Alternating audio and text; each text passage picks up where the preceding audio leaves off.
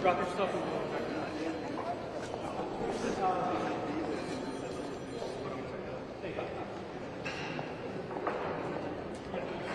Irish traveling press, come to me, please.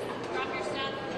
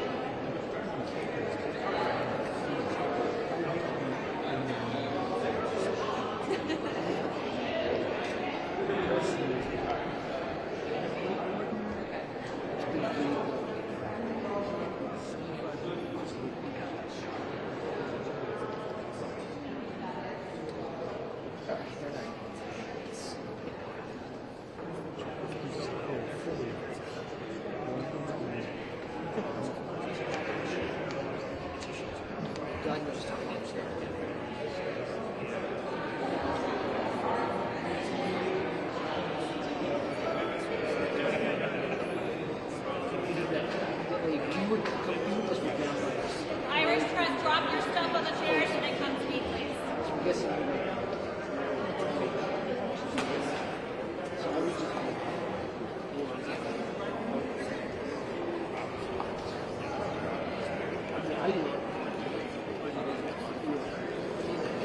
Honestly, Irish travel press.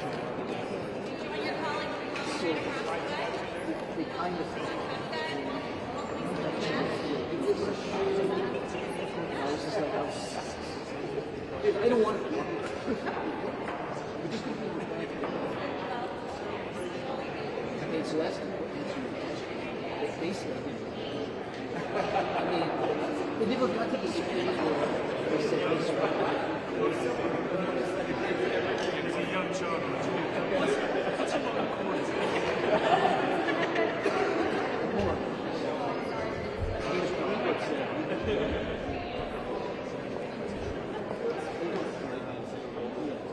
because they already have shots. Everyone, and then this is just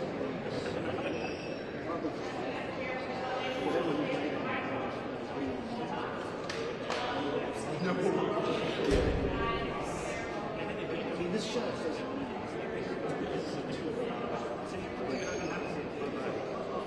it's almost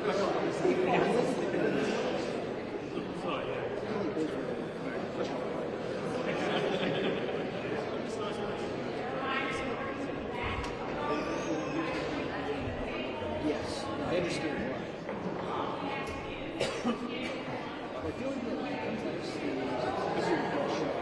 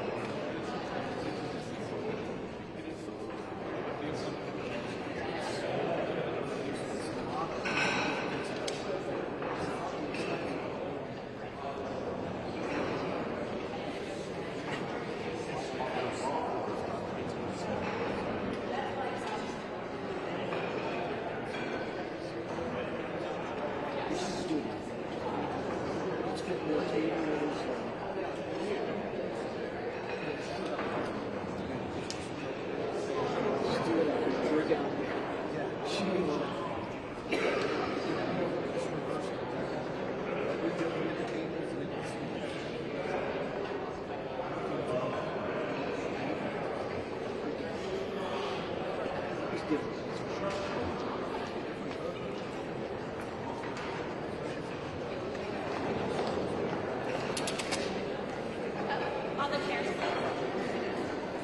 Sorry.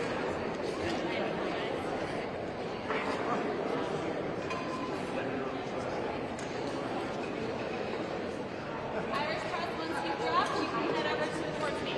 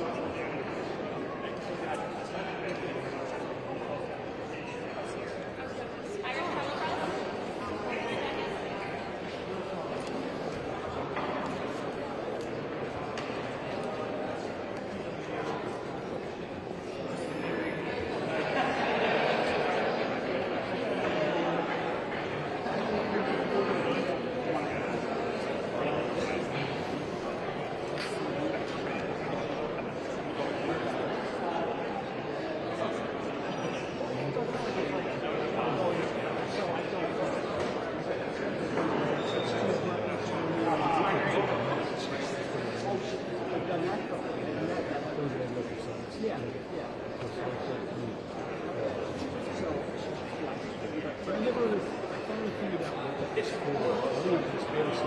It's for It's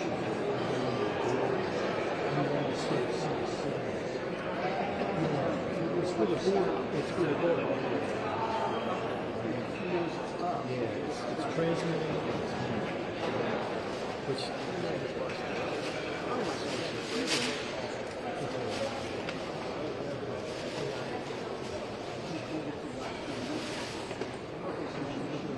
Yeah, I think so. Oh, look, it's supposed to be even better. It's 9 volts from 9 volts. It's supposed to go smart. So it gets scratchy. 9 volt would be So 9 volt, I got 2 volts.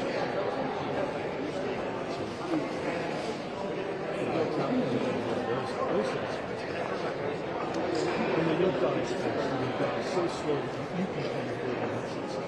But you couldn't still run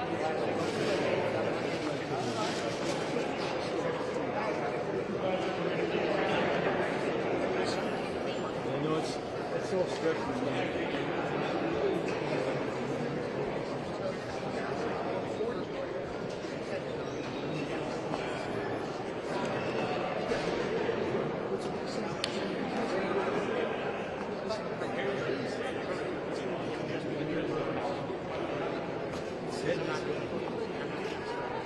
It was brutal. I literally had struggles.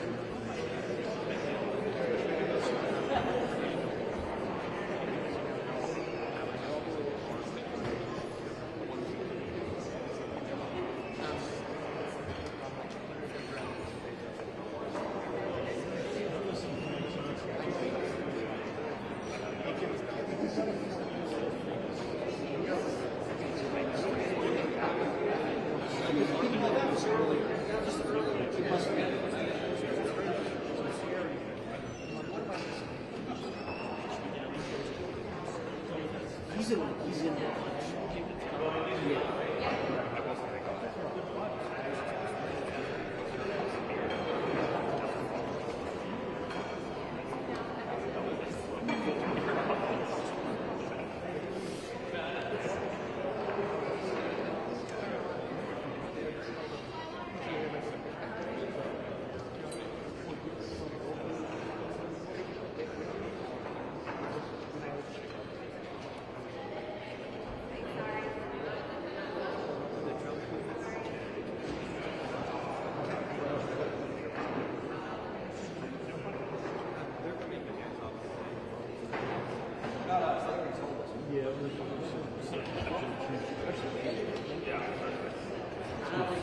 Good phone.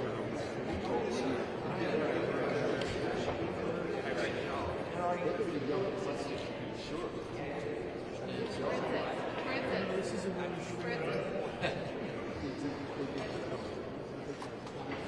Are you trying to reach one of us? Okay. Probably, but it could be here. I'm betting the other way. No, they're going to come this way and go this way. Like how we're going that way. It is what I think. I don't know for sure. Yeah, I think so.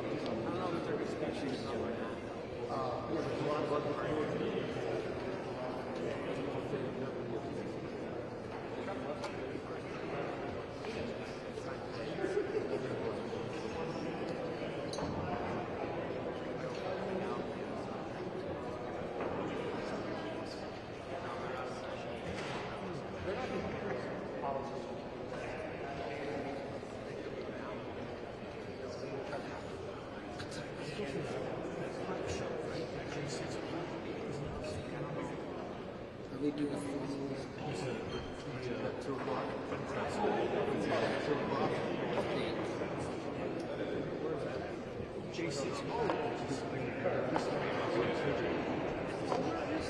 I don't even know where it is. They're putting it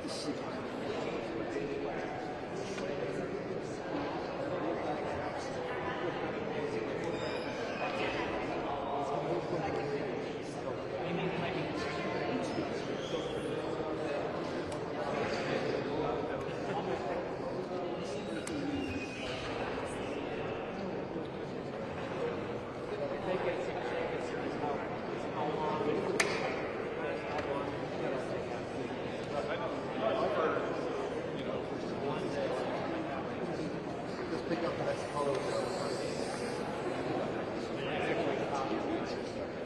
Oh, yeah, plenty of stuff. This is just because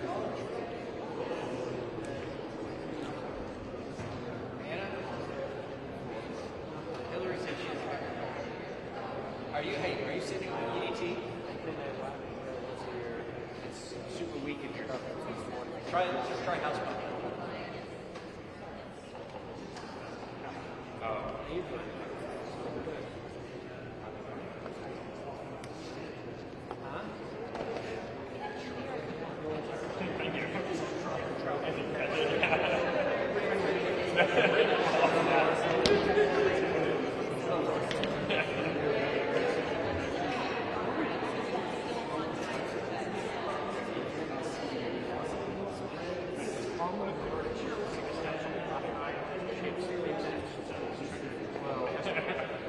when I figure it for a while, I'll take my steam and go over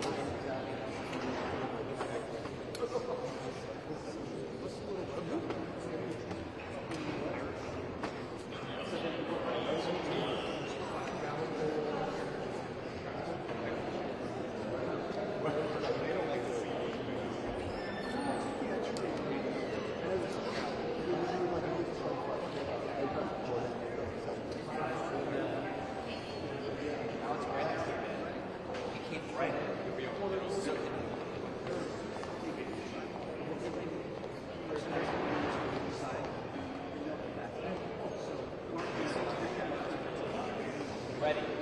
If you hear, I want to make sure that you're down.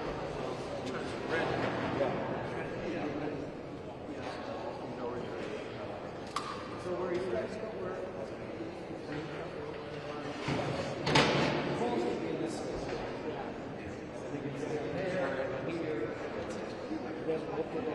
Yeah, I got it.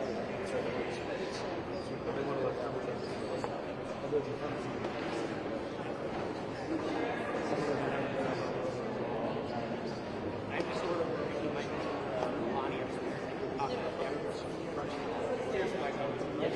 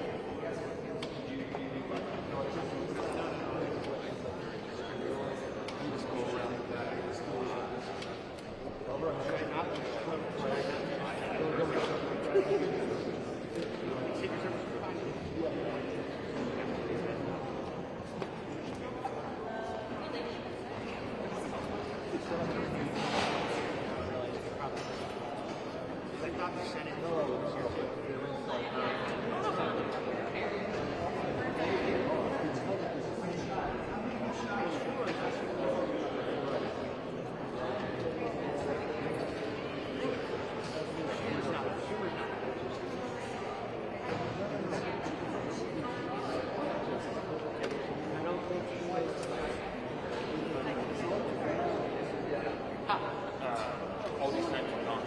Retake it. You were just retaking it. So it works out. It's whatever you want. You know, I think you guys.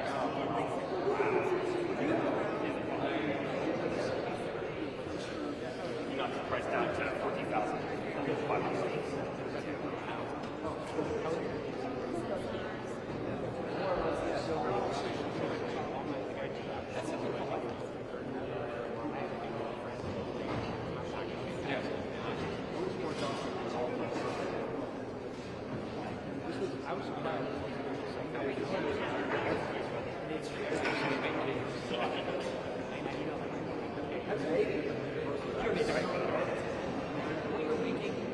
The end of your career.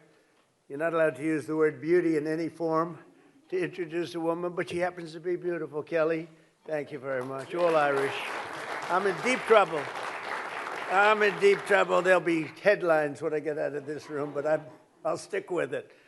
but and then your family is so incredible too. So thank you very much.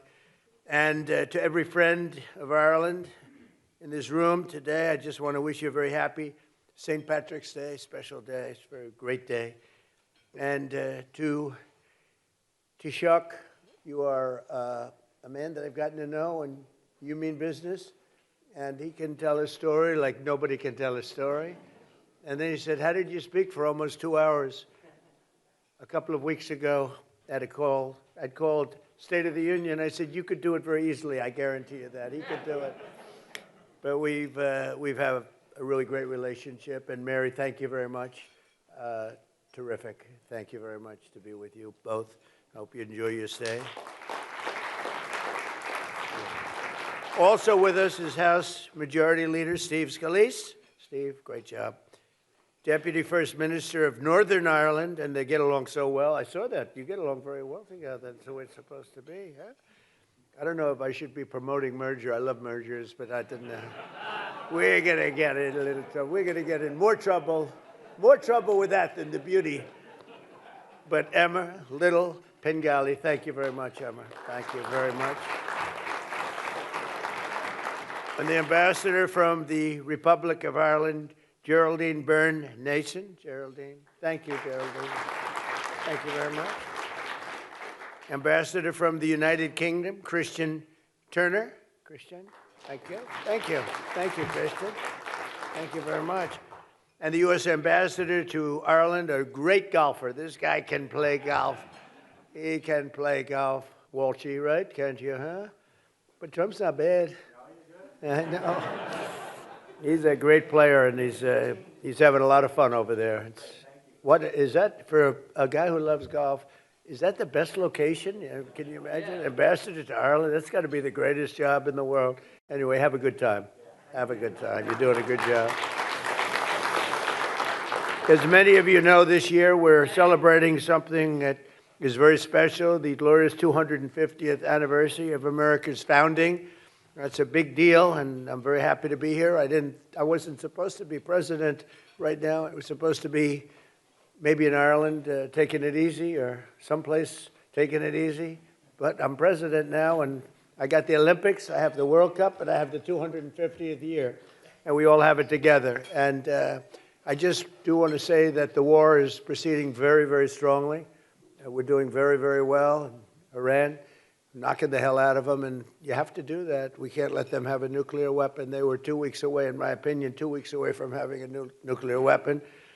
If those beautiful, magnificent machines, those B-2 bombers, if they didn't do their job 7 or 8 months ago, they would have had a nuclear weapon, and there would have been no talking to them, no talking at all. They would have used it very gladly, very happily, and you sort of see that by the fact that they were sending missiles, ballistic missiles, powerful missiles, to all of their neighbors, and for the most part, they were supposed to be somewhat friendly with their neighbors. They were going to blow the hell out of them, and that was going to be the Middle East, between Israel, the Middle East, and Europe would have been there, and we would have been there. There would have been no stopping, and we did a good job, and a lot of people appreciated it. A lot of presidents know they should have done it. It was 47 years of terror.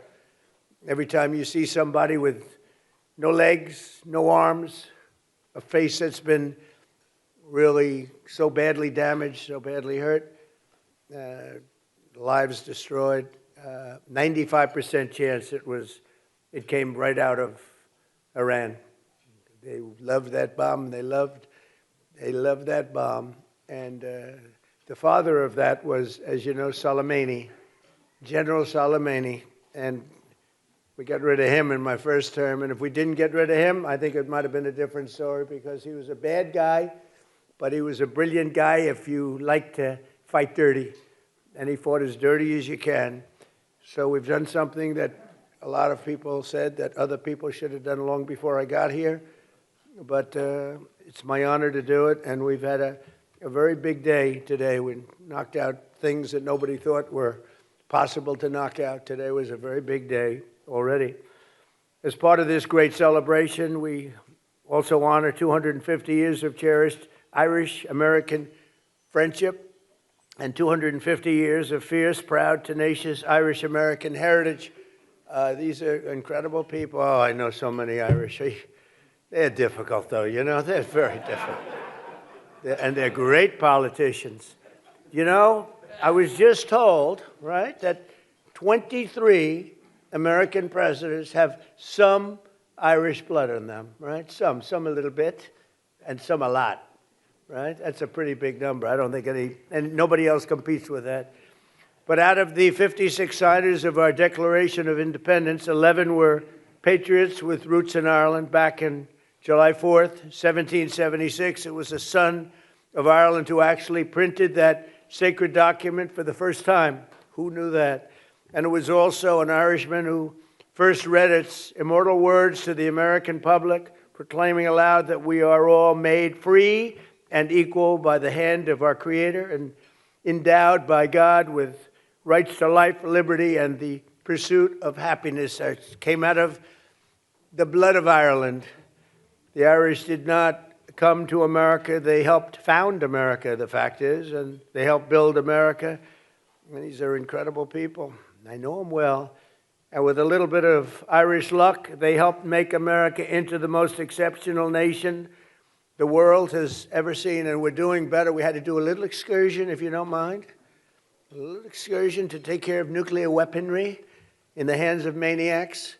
But other than that, in a couple of weeks, and won't be much longer, it's moving along fast. We're way ahead of schedule. Did you know that, Mr. Speaker? I'm trying to save a lot of money by being ahead of schedule. We're way ahead of schedule. Nobody would have thought, a great war historian told me today, nobody would have thought you could do that much damage in that little time, 2 weeks. But we're way ahead.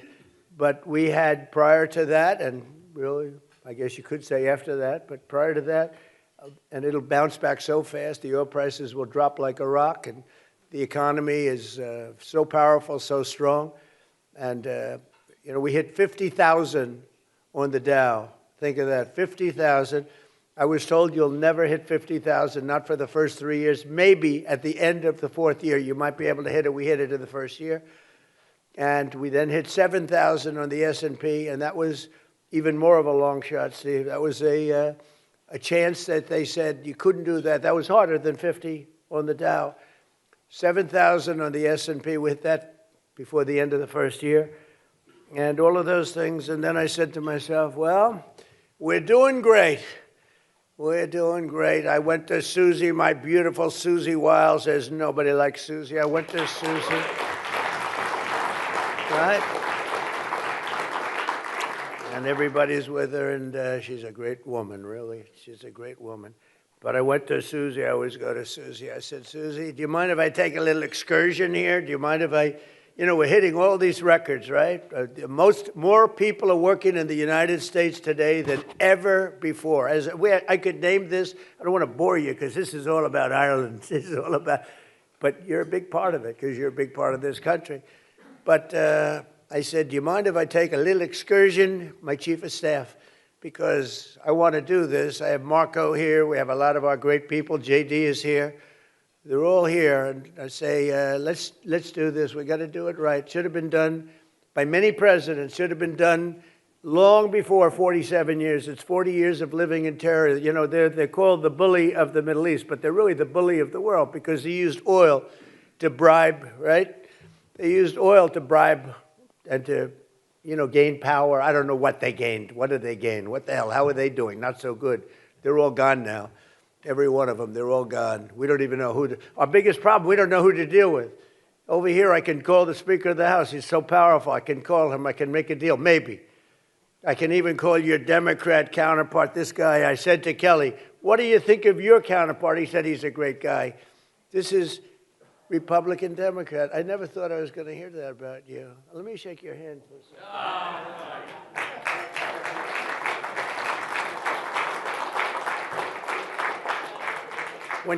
When Kelly tells me that, I said, that's the way it used to be. You know, that's the way, not so long ago. And maybe someday that's the way it'll be again. It's really great. But I said, do you mind if I take a little excursion? Because we have to do something. And it'll be a short-term excursion. But we have all these great things going. And we had to, you know, we could have gone up, up, up. It was only going in one direction. But I think now it's going to go much higher than it would have gone had we not taken this little journey. And so I appreciate all of the people that have worked with us. That was not an easy decision to make. We have a country that was hotter than any country anywhere in the world and doing great in every way. And I say, oh, we have to put out this cancer. It's a cancer. We had to take that operation, and we did, and it was very successful. And it continues. Frankly, as somebody said, they could leave today, and it would take 10 years to rebuild the damage that's been done. But I think we have to make it a little bit more permanent because no other president has to go through this, and we shouldn't have any other president having to go through this kind of a thing. And if they didn't want to do it, if for some reason they didn't want to do it, we'd have the same problem. We don't ever want to have that problem again, not with lunatics. We can't have lunatics controlling nuclear weaponry. So I just want to thank you, everybody. Let's get back to Ireland. Do you mind? Ireland, we don't mind. Ireland is a nice place. I love Ireland. In fact, we're going to have the Irish Open at a property that happens to be owned by yours truly, but I have nothing to do with it. I own it, but I don't even like to talk to my son. He says, Dad, we're doing great with the I'm allowed to run it, but I don't choose to. Dad, we're doing great. Eric calls up. He's doing a good job. Do you like Eric? I think so, right? Who doesn't like Eric? But he calls up, Dad, we're doing a great job in Ireland. What's going on? Well, we're doing this and that. Tell me. I said, don't tell me about it. I don't want to know about it. I don't want to know about it. Of course, if we were treated badly, I'd let him know very quickly. But I think you are very proud of what's been done over there by the Trump organization, right? It's one of the greatest places, one of the greatest golf courses in the world, and it's an honor to hold the Irish Open there. It's coming up very shortly, and it's a great honor. Thank you, and say hello to Rory McIlroy and all of those great players because they are truly great talents, and they're wonderful people, friends of mine. But over the centuries, 130 members of the House and Senate have been born in Ireland and been elected to work in these great halls. Think of it, it's a lot. Our national anthem itself was signed by the sight of the Star-Spangled Banner waving over the fort named for the son of Ireland, Fort McHenry. When Americans ventured west on the Oregon Trail, they were guarded by troops stationed at Fort Riley, named for the Irish-American warrior who President Grant called the finest specimen of physical manhood I've ever looked upon.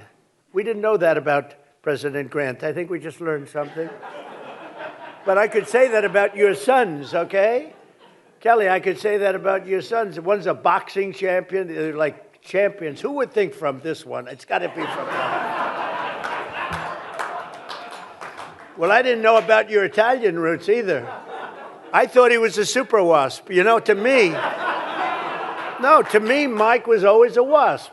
Now I learned that this is serious Italian stuff, right? Well, that'll be good for you, I think. You know, his image has changed a hell of a lot very quick. He's great. Even today, when Americans visit Gettysburg, they find a Celtic cross honoring the soldiers of the famed Irish Brigade and defended our Union in its pivotal hour, most pivotal hour, and they were there. And it said that more than 50% of all congressional medals of honor are awarded. Think of that, 50% went to people who had parents, one or the other, Irish American. That's a lot. We're going to have to look. That's because we have so many Irish politicians. That's how that works. But we can't let that. We got to make some changes in that. That's too many. Don't you think, Kelly? I think. But from 1776 to today, our country has stood strong and free, in no small part due to the spirit of the warriors. You really are warriors. You're incredible. And the Fighting Irish, you know, Notre Dame, the Fighting Irish is a reason for it. I don't know how many Irish people are playing on the team, though. How many Irish people do we have on the team? I'm not sure we have so many. Well, you got him. You have Kelly. Kelly's a warrior, let me tell you. As the Taoiseach has said, and the President reminds us today, the United States and Ireland continue to build upon the age-old bond together we are strengthening the ties of culture. We have a tremendous deficit, by the way, I want to tell you right now. I looked at the numbers.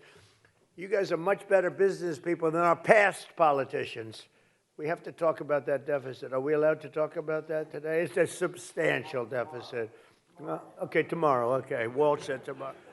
And cooperation that really does stretch back many, many generations. Under our leadership, as we speak, Irish companies are investing more than $6 billion into the United States, including $45 million in Pennsylvania, $70 million in Colorado, and over $100 million in New Mexico and Ohio. And I'm hopeful that we'll soon reach a deal to let American liquefied natural gas, and that'll bring down your deficits a lot. So I think you have to make this deal with us. Got to do something. But these companies are going to be fueling your homes and factories and all of the other things. We have a lot of energy in this country. We have more than anybody. We have the most energy of any country in the world by far. So we want to sell a little of that to you, and the deficit will come down, down, down, and everybody's going to be happy. So you got to buy a lot of our stuff.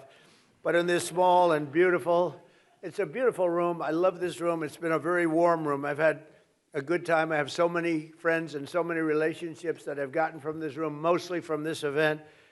But on this St. Patrick's Day, as we press ahead toward the opportunities that await, let us remember the beautiful words of St. Patrick himself. May the power of God preserve us. May the wisdom of God instruct us. May the hand of God protect us. May the way of God direct us. May the shield of God defend us. And may the host of God guard us. That's beautiful. Thank you. And today we add, may God bless the people of Ireland, and may God bless the United States of America. And it's great to be with you. Thank you very much, everybody. Thank you. Thank you. Thank you very much. I'm happy for you. Thank you, Northern Ireland. Good to see you again. Thank you, everybody.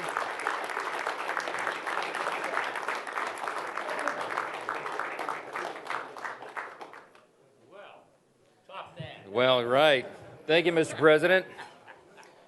For saying that my sons are tougher than me, that's really appreciate that on national television. As you say, thoroughbreds make thoroughbreds. Okay, we'll go with that. Mr. President, I am so honored to introduce our special guest, and this is not his first one of these luncheons, the Friends of Ireland, and he has been a great friend to us. And without further ado, I will bring up and introduce the Taoiseach himself, Mr. Martin. Thank you so much. Thank you. Thank you. Thank you. Mr. President, Mr. Speaker, Chairman Neil and Kelly, representatives, ladies and gentlemen, thank you for welcoming me and Mary, of course, to Washington, D.C. to celebrate St. Patrick's Day. I'm delighted that I'm here today with, of course, the Deputy First Minister from Northern Ireland, Emma Little-Pengelly, and, of course, the Secretary of State for Northern Ireland, Hilary Benn, who is also with us. Mr. Speaker, I greatly appreciate your kind words and for hosting this lunch. And may I pay tribute to your wisdom in choosing an impeccable Irish woman with great heritage as your wife, and with a name O'Leary, you have to be from my part of the country in Ireland. But we greatly appreciate your kind words, and a proud tradition this is since its inception back in 1983, as you've said, through the shared vision of President Reagan and Speaker Tip O'Neill. And this gathering signifies the ties that bind our two countries and the bipartisan commitment to peace and reconciliation in Ireland. Almost 250 years ago, this country embarked on a great democratic experiment, one driven by the idea that we all share natural rights to life, to liberty, and to the pursuit of happiness. Those values were eloquently expressed in the Declaration of Independence, signed by three men born on the island of Ireland, and many others of Irish descent, and first printed by Irishman John Dunlap. Since the founding of the United States, Irish people have been at the beating heart of American democracy and civic life. As politicians, faith leaders, police officers, firefighters, nurses, community leaders, and construction workers, Irish people helped to build the American dream with tenacity and with courage. As all of us in this room know, courage comes in many forms. Mr. Speaker, today I am reminded of Margaret O'Herry, a woman born into deep poverty in County Leitrim in 1813, who found a better future in your own state of Louisiana. Through hard work and determination, Margaret overcame tragedy to set up a number of businesses. First a small dairy, and then a bakery, which grew to employ 40 people. She was renowned for her business acumen, her deep faith, and her charity. The orphanages she helped to build across New Orleans remain as her legacy. Margaret's grit and determination, her hard work, entrepreneurship, and innovation, and her dedication to giving back to her community embodies the best of what it is to be Irish here in the United States and at home in Ireland. Margaret O'Herry was an entrepreneur to her bones, but she would marvel at the economic relationship that exists today between Ireland and the United States. Every day across this great United States, more than 200,000 Americans go to work each morning in nearly 800 Irish-owned companies, operating in every sector, in every state, and Ireland is the 5th largest foreign investor in the US. From little acorns, mighty oaks grow. Mr. President, Mr. Speaker, on my journey to Washington this year, I stopped by Philadelphia, the birthplace of the American Revolution and the home of your remarkable Declaration of Independence.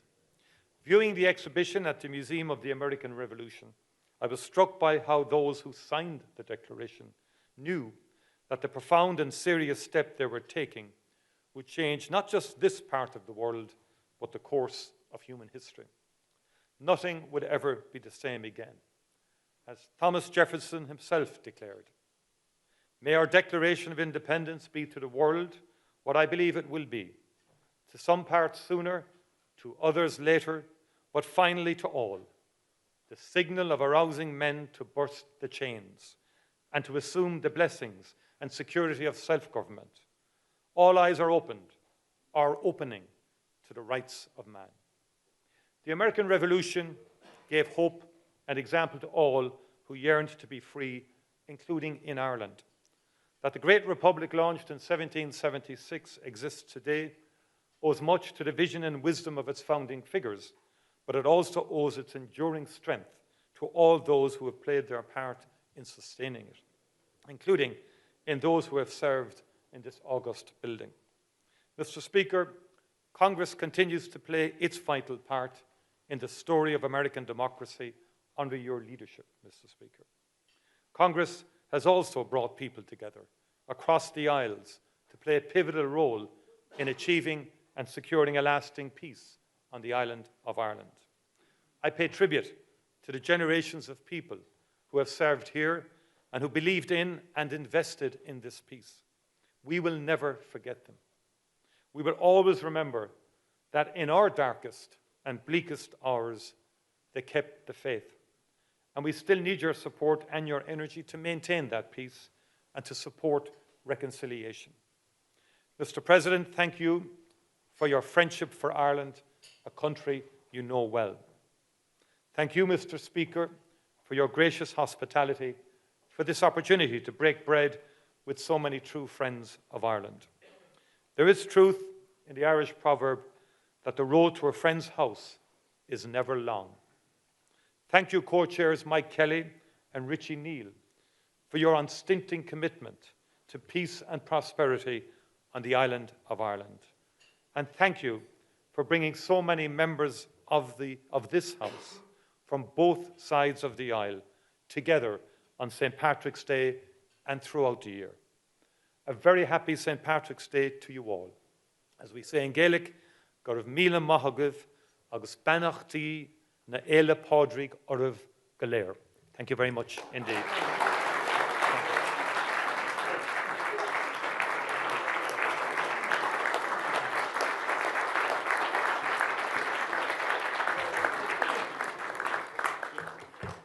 Thank you so much, Taoiseach. And Mr. President, again, I told him he had an hour and 47 minutes, Senator Welch, because that's how long the State of the Union was, and he was much shorter, so thank you for that. It is a short road to the People's House, and we're glad to have you again. Now, my friends, I get to introduce two musical acts for us today. We're very excited about this. We're blessed to have twice the entertainment today. So the first is a musical very much in the spirit of this historic year for us, the American 250th anniversary, Where Eagles Fly tells the story of one Irish family's difficult journey across the Atlantic here to America. It is a journey of hope, resilience, and faith as they sought to build a new life in this grand new land. And please give a very warm welcome to the performers of Where Eagles Fly. Thank you.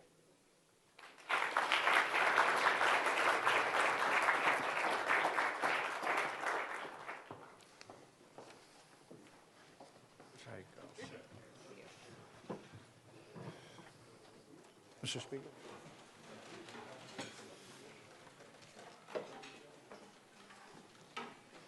Firstly, Mr. Speaker, thank you very much for your kind invitation to perform at this very prestigious lunch. And good afternoon, Mr. President, Taoiseach, and very distinguished guests. My name's Trevor Marshall, and I'm very proud and delighted to be here today. I'm the executive producer of this new musical called Where Eagles Fly, and it celebrates the contribution the Scots-Irish made to the history of the land of the free. Many other nationalities have also played a significant part in the creation of this great nation, but today, on St. Patrick's Day, it's all about the Irish. Yeah. And their story is remarkable. This year you celebrate 250 years. You don't make it easy. The semi-quincentennial, got it, I think, since the adoption of the Declaration of Independence. Many do not realise the impact the Scots-Irish have had in building this great country. The musical is intended to tell their story in a most amazing way. I'm a direct descendant of the leader of one of the first expeditions to America. The Reverend Robert Blair set off with, it was 140 Presbyterians in the year 1636, 400 years ago almost. They left a little town called Grunsport near Belfast and fleeing persecution, seeking freedom to live and worship according to their consciences in the New World. His story inspired this musical. The Scots-Irish are the bedrock of the United States. Their deeds have shaped the nation from the Declaration of Independence to the moon landings and beyond. They've provided leadership out of all proportion to their members, whether it's politicians, soldiers, business people, inventors, or clergy. And 19 out of 47 presidents claim Scots-Irish roots. There's been made surprise some to learn that the early Presbyterian settlers were responsible for soldiers such as Davy Crockett, performers such as Dolly Parton, business leaders such as Thomas Milne, and of course, many, many presidents, including Andrew Jackson. Now, Andrew Jackson has for a long time been regarded by many as the greatest president in American history. Many now think he's about to be trumped. I think so. Thank you.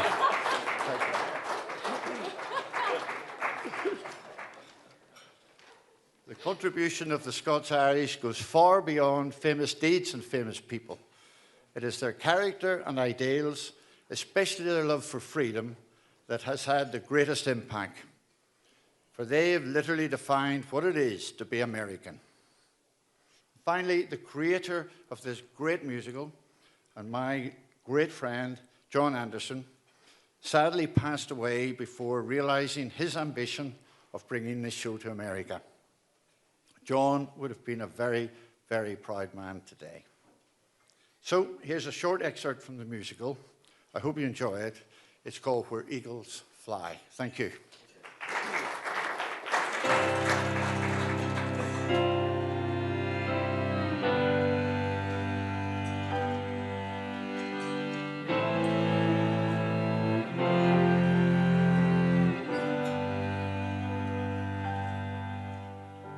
let your thoughts fly. Let your heart soar higher and higher, while eagles fly, until at last in the silence you find peace and you know who you are. So let your hopes dare to lead anywhere, on faith which we can depend. As long as we live, our spirit will give the strength for the journey's end. For here we belong, our spirit is strong, it soars like a song in the sky. Defeat will deny, our spirit won't die, it flies where the eagles fly. So let your hopes dare to lead anywhere, on faith which we can depend. As long as we live, our spirit will give the strength for the journey's end. For here we belong, our spirit is strong, it soars like a song in the sky.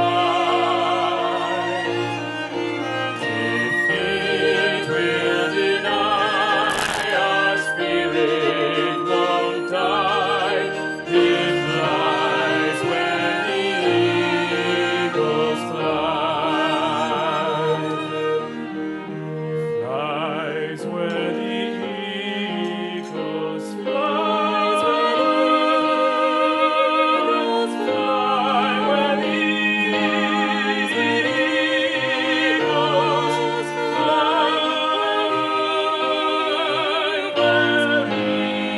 eagles